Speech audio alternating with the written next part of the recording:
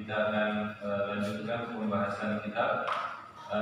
Di pertemuan kita yang lalu kita sudah membahas tentang bagaimana Rasulullah memiliki adab terhadap benda-benda yang beliau miliki.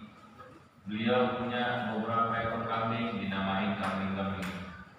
Beliau punya kuda, punya unta, punya pedang, punya baju, punya peralatan baju zirah, baju perang, semuanya dinamakan oleh Rasulullah SAW. Dan semua itu secara psikologi ternyata itu membentuk sebuah ikatan emosi antara kita dengan benda-benda yang kita miliki. Jadi kita lebih menghargai apa-apa yang kita miliki, dan itu maknanya adalah kita lebih menghargai apa-apa yang Allah berikan kepada diri kita, baik itu benda yang mati maupun benda yang hidup. Maka itu adalah salah satu pelajaran yang bisa kita ambil daripada satu sisi dari kehidupan Rasulullah SAW. Dan sekarang kita akan lanjutkan dengan ini sudah masuk di akhir pembahasan, yaitu tentang mukjizat daripada Rasulullah SAW. Banyak mukjizatnya Rasulullah SAW. Tapi sebelum kita masuk ke mukjizat yang dimiliki oleh Rasulullah SAW, kita perlu tahu dulu bahwasanya kenapa, apa hikmah yang Allah turunkan melalui mukjizat yang dihadirkan di dalam diri Rasulullah SAW. Kalau kita bicara hikmah, banyak hikmahnya. Tapi di sini ada beberapa hikmah yang bisa kita ambil, dan itu insya Allah bisa jadi pegangan hidup kita. Yang pertama, hikmah dari mukjizat itu kata para ulama untuk membuktikan kebenaran bahwa dia Sallallahu Alaihi Wasallam, bahwa diri Rasulullah SAW adalah betul-betul seorang Rasul. Rasul maknanya adalah utusan. Rasul adalah utusan yang memang diutus oleh Allah Subhanahu Wa Taala, Rabbus Samawati wal Ardh, Tuhan langit dan bumi dan segala bainahum, dan segala apa yang ada di antara keduanya. Ini mukjizat ini salah satunya hikmahnya adalah untuk membuktikan kebenaran bahwa beliau adalah utusan dari Allah Subhanahu Wa Taala, dan dia Shallallahu Alaihi Wasallam bertugas untuk menyampaikan risalah itu. Jadi dia adalah Rasul, tugasnya menyampaikan risalah. Jadi akar-akarnya sama antara Rasul dengan risalah. Ya. Dia menyampaikan risalah. Apa risalah yang disampaikan? Risalah berupa syariat penutup daripada syariat-syariat yang pernah Allah turunkan kepada para nabi-nabi sebelumnya. Artinya syariat ini ketika dia ditutup, maknanya dia sudah sempurna. Kalau dia sudah sempurna, artinya sudah tidak ada lagi perlu pembaruan di dalam syariat. Orang kalau dulu sholatnya mungkin modelnya bagaimana kita nggak tahu. Tapi dengan adanya syariat Rasulullah, maka sholat itu adalah sebagaimana yang kita tahu sholat kita sekarang. Nggak akan ada lagi cara gaya sholat baru. Nggak ada yang di Allah Akbar dari ke atas gitu, nggak ada. Kalau yang masalah beda-beda sedikit itu beda di dalam masalah fikih. Tapi maknanya tetap sholat itu zuhur 4 rakaat, sholat asar 4 rakaat, maghrib 3, isya 4, subuh 2. Berapa waktu? 5 waktu. Kalau ada orang bilang sholatnya cuma 3 waktu, nggak usah diikutin. Nggak usah diikutin, karena dia tidak mengikuti syariat Rasulullah SAW. Hakikatnya dia tidak sedang mengikuti syariatnya Rasulullah SAW. Itu salah satu hikmahnya. Dan mukjizat terbesar daripada Rasulullah SAW adalah Al-Quran Al-Karim. Al-Quran Al-Karim, Al-Quran yang mulia. Bahwasanya saya akan kutip sedikit-sedikit yang ada di dalam kitab ini.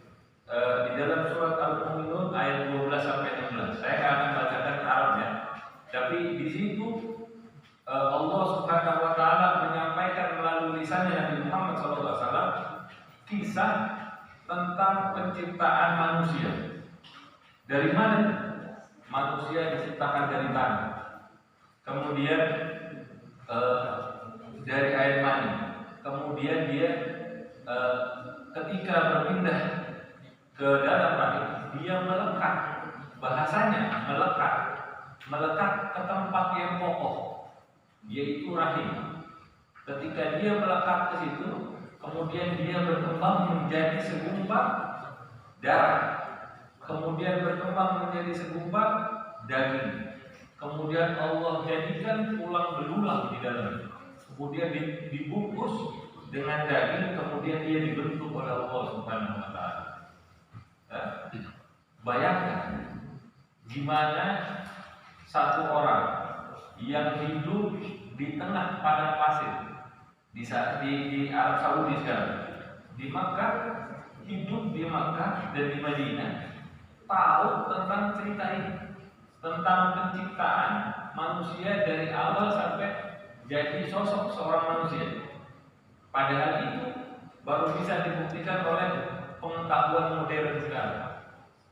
Baru diketahui, mungkin baru abad ke-20 ini, 1900 sekian baru menemukan, atau mungkin 1800-an. Padahal Nabi kalau secara Masehinya lahirnya itu 570 Masehi, abad ke-6, dan ini baru bisa dibuktikan oleh pengetahuan modern berabad-abad kemudian. Ya. Makanya itu Al-Quran itu mukjizat. Di dalamnya terdapat banyak kebenaran, dan yang membuktikan ini bukan lagi orang-orang Islam.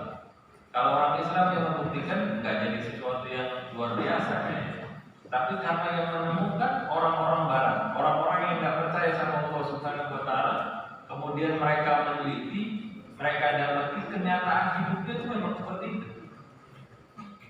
Makanya itu adalah mukjizat dari salah satu mukjizat dari Al-Quran. Dan kemudian di surat An-Naml ayat 88, Allah mengatakan wahiyya ta'muru as-sahab. Allah mengatakan bahwa dia itu, siapa itu dia? Gunung. Gunung itu berjalan seperti jalannya awan. Di dalam Al-Quran disebutkan gunung salak jalan seperti jalannya awan. Maksudnya apa? Bukan dia jalannya cepat seperti awan, tapi awan itu kan bergerak. Ternyata gunung-gunung itu juga bergerak. Gunung-gunung itu juga bergerak, dan itu diteliti oleh ilmuwan-ilmuwan geologi abad ke-20. Orang-orang yang ngurusin masalah pegunungan, pulau-pulau segala macam, mereka meneliti ternyata betul. Jadi lempengan bumi itu dia tuh bergerak. Ini kita ngerasain gempa, kita ngerasain gunung meletus, itu bagian dari jalannya gunung-gunung itu. Dan mereka di hasil penelitian itu mereka mengatakan bahwa gerakan daripada gunung itu 1 sampai 5 cm doang setiap tahun. Jadi bayangkan bagaimana gunung itu berjalan. Ini dibilang sama Rasulullah, disampaikan oleh Rasulullah, dia sampaikan risalah dari Allah Subhanahu wa Ta'ala 570 tahun 570 Masehi, 1400 sekian tahun yang lalu. Dan itu dibuktikan benar oleh orang-orang, oleh orang-orang yang tidak ada keimanan sama Allah, bahwa gunung itu berjalan. Dan terakhir dalam surat Ar-Ra'd disebutkan bahwa sahaban at-tiqala, adanya awan yang berat, tiqala, berat itu awan. Padahal kalau kita lihat kan awan kan kayaknya enteng banget, melayang-layang dia, kena angin kita ketutupan, nggak ada angin kita ketutupan, kena angin dia lewat. Tapi disebutkan di dalam Al-Quran, sahab itu, gunung itu, tiqala, berat. Makanya, dan itu ternyata benar ketika kita sudah mengerti tentang teknologi pesawat terbang, itu pesawat itu nggak boleh nabrak awan. Kalau bisa dia hindari, apalagi awan yang mendung, awan yang hitam. Kalau dia sampai tubruk, bisa turbulen, goyang. Itu ternyata berat, dan itu dibuktikan juga oleh orang-orang yang mencoba untuk menghitung beratnya awan. Kira-kira kalau Bapak tahu, ada tahu beratnya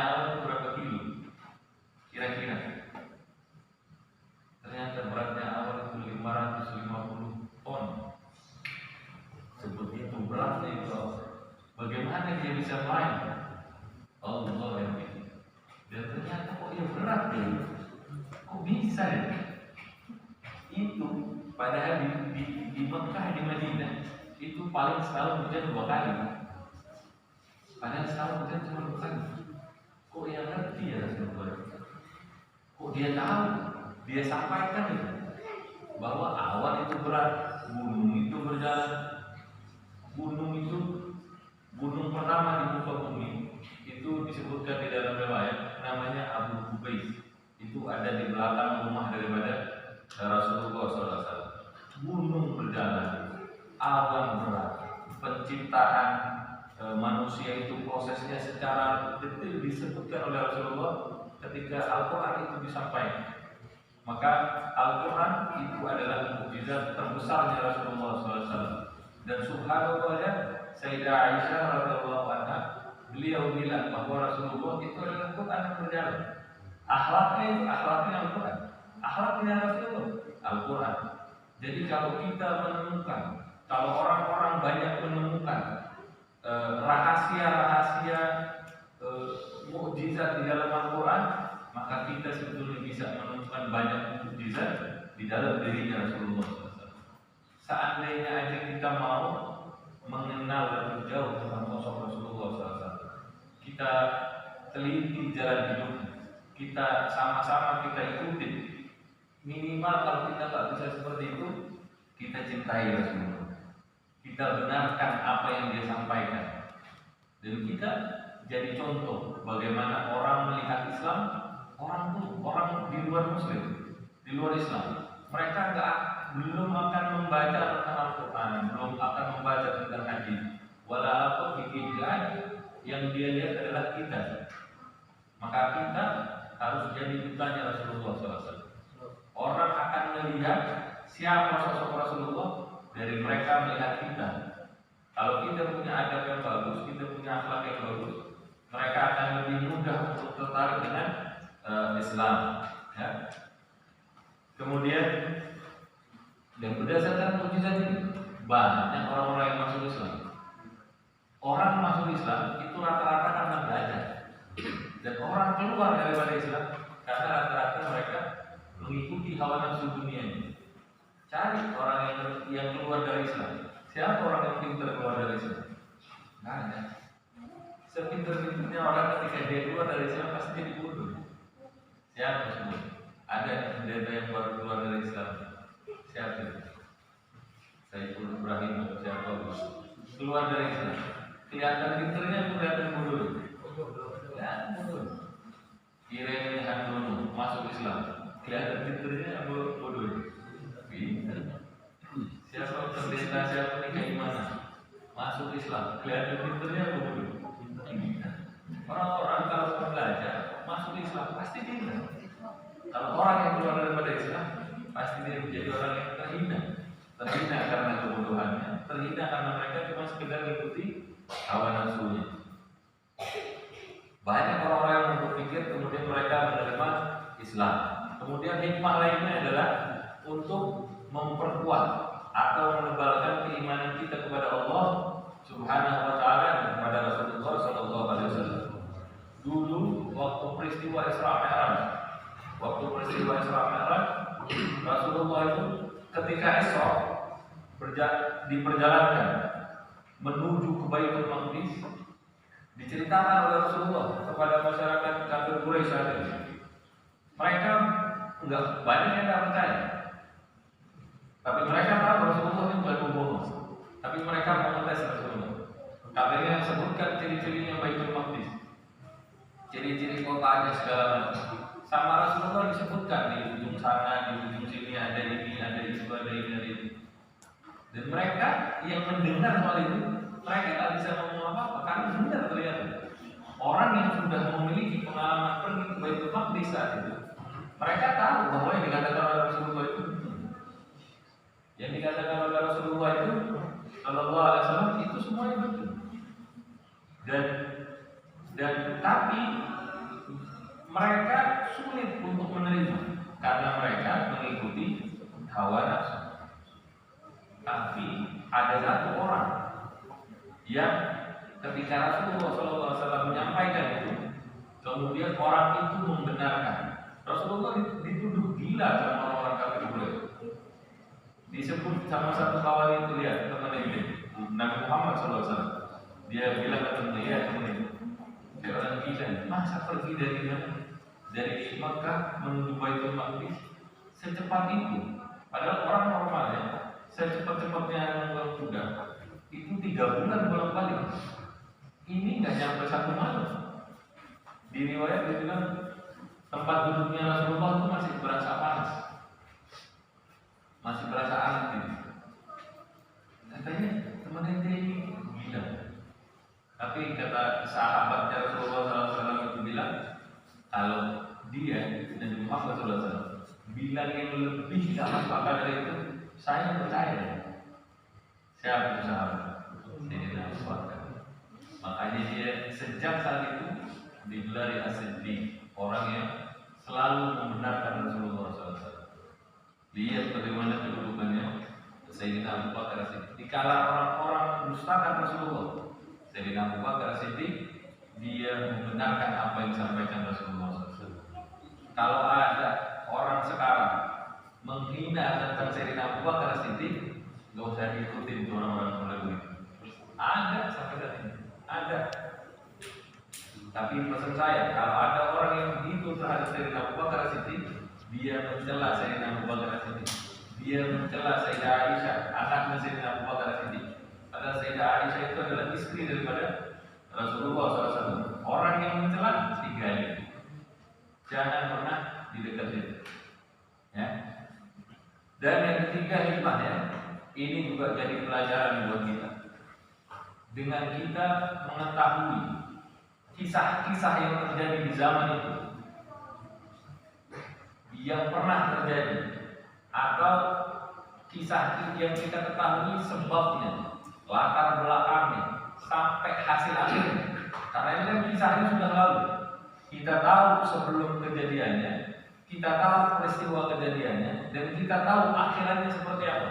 Kita tahu itu semua. Maka dengan kita tahu mukjizatnya Rasulullah SAW tadi itu, maka kita jadi tahu bagaimana kita harus menyikapi kehidupan kita di dunia ini.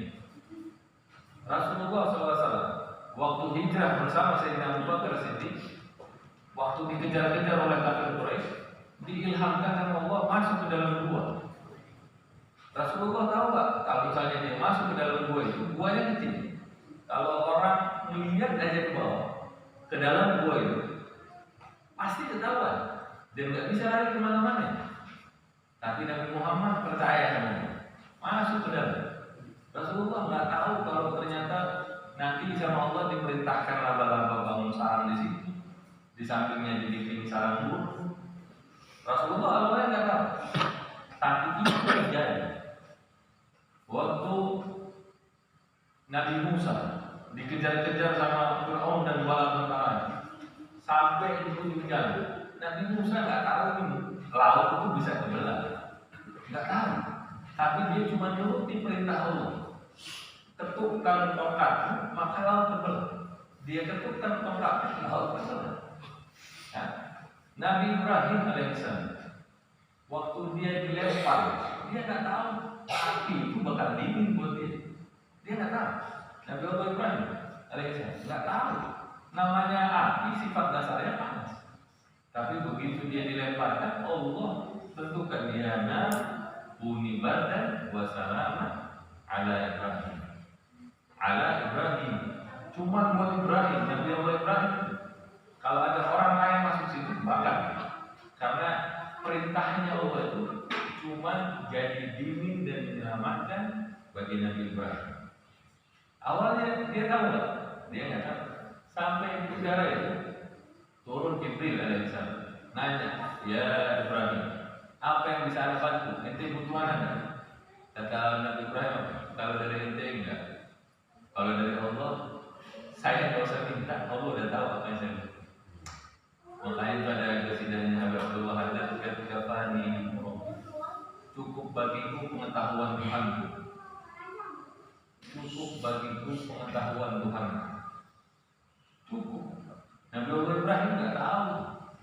Nabi Ismail alaihissalam, dia tahu nggak kalau dia mau dibunuh sama bapaknya, nanti diganti sama kami. Tahu nggak? nggak tahu. Cuman karena itu perintah dari Allah, dia jalankan. Dia ikhlas kepada Allah. Mereka semua contoh-contoh tadi, awalnya mereka nggak tahu apa yang akan terjadi sama mereka, tapi keyakinan mereka sama Allah Subhanahu wa Ta'ala. Maka dengan kita tahu mukjizat-mukjizat tentang keistimewaannya Al-Quran, bagaimana Rasulullah menyampaikan sesuatu itu dengan benar, dan apa yang terjadi ketika mereka meletakkan keyakinannya kepada Allah Subhanahu wa Ta'ala, semua itu kemudian menjadi jalan buat kita untuk kita ngambil pelajaran dari kisah-kisah itu. Ini kita hidup paling susahnya sakit, nggak ada duit, susah menerima pelajaran. Apa? Coba dibandingkan sama mereka-mereka, ujian-ujian yang para nabi.